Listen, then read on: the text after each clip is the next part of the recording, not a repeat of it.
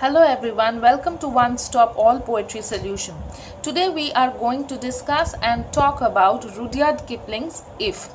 This poem was published in 1910 in the collection Rewards and Fairies.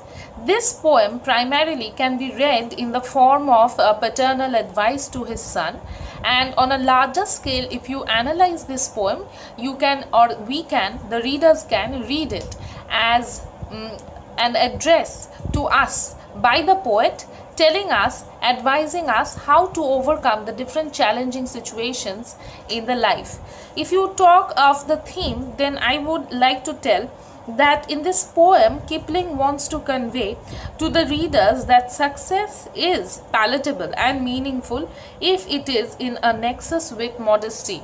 You should know how to create or make a balance, maintain a balance in life in order to be successful. And before I head into the poem, I would like to tell a few lines about the symbolic structure. This poem, the structure of the poem is noteworthy. The symbolic structure, rather, is noteworthy. It is suggestive of the fact that one can get rewards only after one has fulfilled the preconditions. And this entire poem, in fact, is a kind of you will feel that you are undertaking a journey to success, where success is your goal, the final product, and the entire poem is the your journey. It is a kind of a journey, and these are, you can take it as preconditions that are absolutely necessary to meet that success. So let's start with the poem. If you can keep your head when all about you are losing theirs and blaming it on you, if you can trust yourself when all men doubt you. So first, the first line begins with a synecdoche. A synecdoche is a figure of speech where one thing is replaced by another that is associated. So here we are talking about if you can keep your head, it means that if you can keep your calm, you have to remain calm when all about you are losing theirs and blaming it on you. When all people around you, all around you, are losing their calmness, are angry, are irritated, are frustrated, and are blaming it on you for their frustration and irritation, then what should you do? If you can trust yourself when all men doubt you. So apart from keeping yourself calm when everyone is blaming you, blaming their failures, blaming you for their failures, then you should keep your head calm. You should remain calm. If you can trust yourself when all men doubt you, but make allowance for their doubting too. So here is another example, men. In the word men, there is example of the synecdoche, where the part is used to represent the whole. Here men denotes the humanity. Therefore, a part, that is a particular section, here men does not mean the male as a gender or a sex, but the human community, okay, humanity as a whole. So the part is used to represent the whole. This is also an example of synecdoche. So when the entire race of human beings are doubting you, then you should trust yourself and not lose self-confidence. You should make allowance for their doubting too. It is not necessary absolutely that you stand to their expectations and clear all their doubts and confusion. That is not necessary. Let them doubt you. It will allow also you to keep yourself in check. If you can wait and not be tired by waiting, or being lied about, don't deal in lies. Or being hated, don't give way to hating. And yet don't look too good nor talk too wise. So you have to learn to be patient. You should not get tired of waiting. When people are lying all around you, when they are trying to lay a trap for you and try to entrap you in those lies, in a net of lies, then you should know how to deal with them and come out of that. Let them tell lies, let the people tell lies, but you should not fall into the trap. Otherwise, there will not be any difference between them and you. If people hate you for any reason, you should not give way to hating. You should not indulge in hating. So there may be some reasons for the people hating you. but you cannot control other people's emotions or feelings. But what you know and what you understand for yourself, you should realize that hating is does not lead to any good. Don't allow the others to take advantage of your goodness, so-called goodness, quote-unquote goodness, not take advantage of your wisdom. You do not have to preach everything. You do not have to spread words of kindness, good words, wisdom everywhere, because that may lead you to trouble sometimes somewhere. You do not know how people will take advantage of you, because the world always may not be, and in fact is not, a bed of roses. So whatever you do, be careful. These are the preconditions.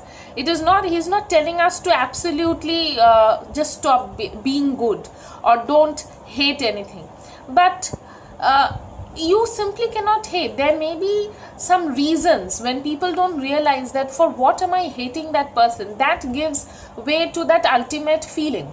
So you should realize that why are you hating, where you look into yourself and realize the feelings for yourself. So that will ultimately take you a step closer to your success. If you can dream and not make dreams your master, if you can think and not make thoughts your aim, if you can meet with triumph and disaster and treat those two impostors just the same, if you can bear to hear the truth you've spoken, twisted by knaves to make a trap for fools, or watch the things you gave your life to broken and stoop and build them up with worn out tools. So the poet is telling here that yes, you should dream. If you can dream and not make dreams your master. So here, not make dreams your master is an example of personification. The poet is telling that you should control your dreams, not the dreams controlling you. It is not that you dream of being a doctor or an engineer or a teacher or any other profession and just sit at one fine morning, means every fine morning you wake up and sit and say, oh my God, I'm going to be a doctor. Oh my God, I'm going to go to so and so place. But it is not automatically going to happen. You're not going to grow wings and ultimately reach that place. It is practically impossible. That means for that you have to work. So if you think that way, in the simple words, it means that the dreams are controlling your thoughts and your actions. In fact, it is leading you to inactivity. If you can think and not make thoughts your aim, yes, procrastination, thinking what you are practically thinking, means thinking your thoughts. It is not that I think that I should do this, but you are just thinking of doing it, but actually not implementing it. That is what I mean. So whatever your decision is, whatever you're thinking of do, just go ahead. If it is the right time, if it takes a step closer to your success, then you should do it. You should not hesitate. Not make thoughts your aim. Your thinking, your thoughts are not your aim. Implementing it is your aim. If you can meet with triumph and disaster, again here in these lines, triumph and disaster have been personified. So triumph and disaster are the imposters, the cheaters. Why are they called the imposters? Because triumph and disaster both can distract us from the path of our success or your goal or our goal. If we are successful, then ultimately we feel that we have achieved too many things in life, and then we tend to sit back and relax, and we fall into that state so easily that from that point our downfall begins. And disaster means here signifies failure. So when we meet failure, when we fail in anything, it can be any aspect of life, it sometimes gives us the feeling that probably we can do nothing or achieve nothing. But it is probably another step, if we look at it closer, another step closer to success. So both success and failure are parts of life, and we have to treat them in such a way that they don't get the scope of cheating us. They don't distract us from our path. If you can bear to hear the truth you've spoken, twisted by knaves to make a trap for the fools. So the negative minded people, the evil ones, they are always in a hurry and always determined to twist the truth and distract you. And the ones who are the fools, they will automatically fall into that trap, the trap that they have created for them. So you should learn to tell the truth. You should, if you have made a mistake, or if you haven't made a mistake, or if you have faced such a situation where the truth is very harsh, very bitter, you should remain calm and have the confidence and the courage to face the truth, because that is the situation. No matter how much it is twisted, how much it is destroyed, how much it is distorted by the names, it should not affect you. Because if you are affected by it, if you fall into that trap, it means that you are not as wise or as clever as the poet wants us to be.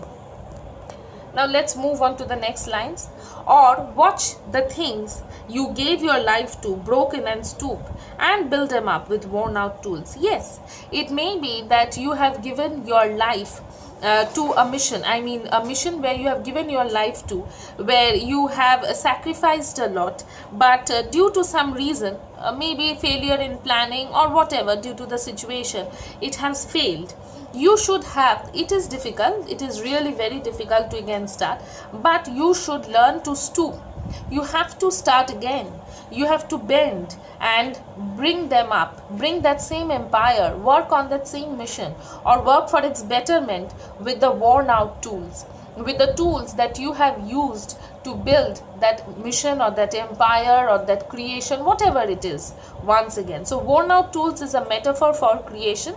It signifies the human potential.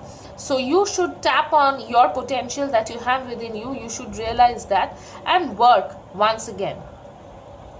If you can make one heap of all your winnings and risk it on one turn of pitch and toss, and lose and start again at your beginnings, and never breathe a word about your loss. So the first line of this stanza, if you can make one heap of all your winnings, this is an example of, or an instance of vision. A vision is a poetic device in which an imaginary picture is penned. Here we see the poet has penned an imaginary picture where you can, if you close your eyes, you will see, you will be able to visualize as if you are making a heap of your winnings. Okay, and risk it on one turn of pitch and toss. These two lines together comprise of another figure of speech called the periphrasis. It is a simple statement that is expressed in a roundabout way. And pitch and toss is a game. It is here through these words, pitch and toss, the poet advises us to take bigger risks, even if it is for good reasons. We should not be afraid to indulge or put our efforts in works that involve greater risk. If it leads us to success, then so should it be.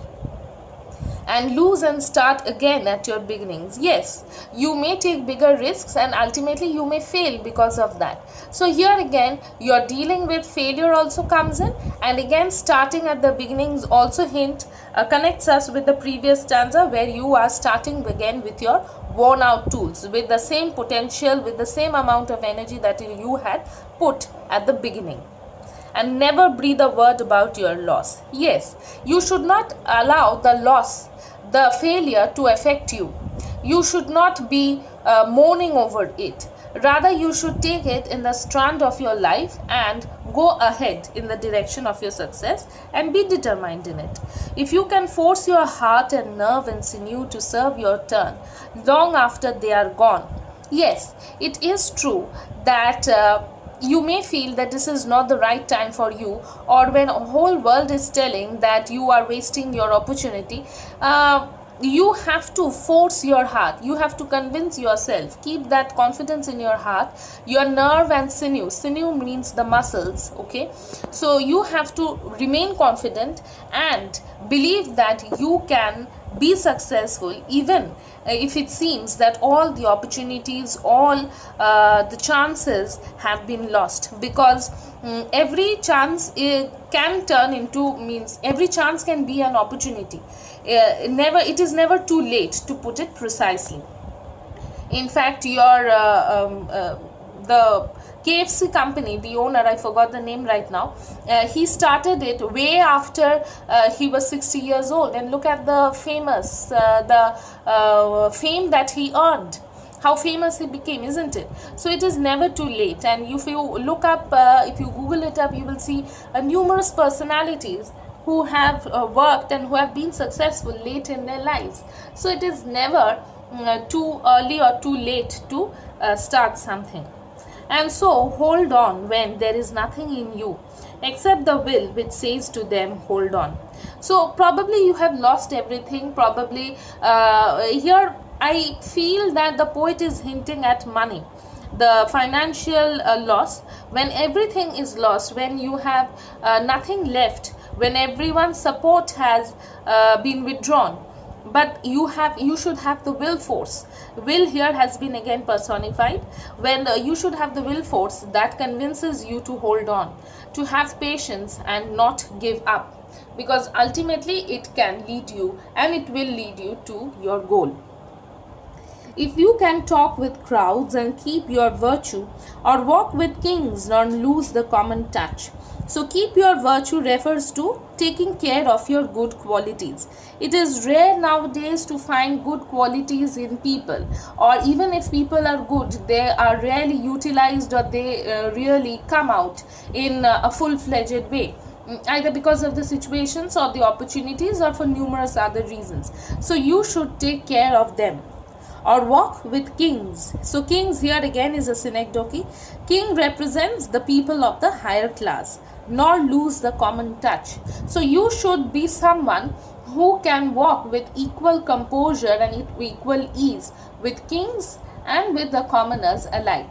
So you should not feel out of place with anyone, people of any class or strata of the society, belonging to any strata of the society. If neither foes nor loving friends can hurt you, if all men count with you but none too much, so if neither friends nor foes, be it for whatever reason, your friends or your enemies, if they are unable to hurt you, if they are unable to affect you, if all men count with you but none too much, if everyone, here everyone basically signifies most people. If most people rely on you, they can depend on you, but they do not depend too much on you for every single thing. If you can fill the unforgiving minute with 60 seconds worth of distance run. So he is continuing the statements. You see, he is not drawing a proper conclusion, but he will do that in the end. So if neither foes, if your enemies, friends cannot hurt you, if the men depend on you but they do not depend on you too much, if you can utilize that every minute of your life that you have, because it is very important that you utilize the time with 60 seconds worth of distance run.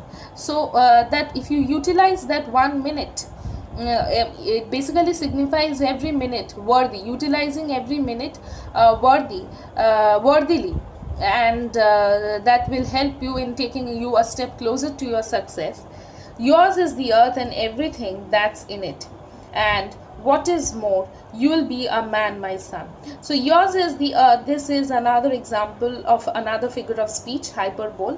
So the poet is telling that you will be in control of the earth. Everyone will appreciate you.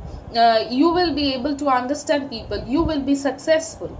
And basically, if you take it literally, it is not possible that you will be owning the earth. It means that you will get along with the ways of life more easily if you follow these preconditions, and you will be successful. And which is more, you will be a man, my son. It means you will truly stand as a human being, more than a man.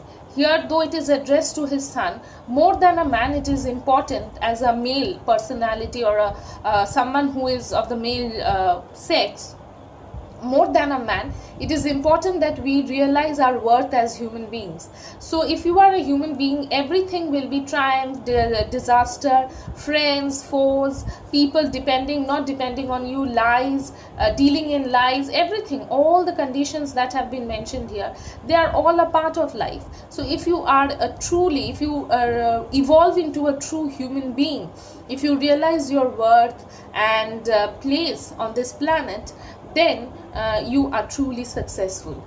So that is what the true meaning of success is for the poet, and that is what he tries to convey in this poem.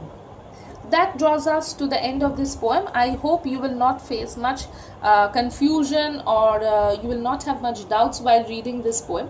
If you have, please let me know in the comment section. And what else would you like me to discuss about? Do let me know. Your comments and your anything, your doubts, whatever you feel like, you can comment me in the comment section. We are also available in Telegram and Instagram, so feel free to ask anything. And if you have enjoyed watching this video, please don't forget to like, share and subscribe to this channel, and hit the bell icon so that you do not miss out any latest notifications. I hope to continue posting more such videos that are of value and worth to all the students and viewers alike. And what else would you like us to analyze and talk about? Do let us know. Don't forget to share it with your friends, because it helps us to reach a wider audience. Thank you for watching this video, and happy learning.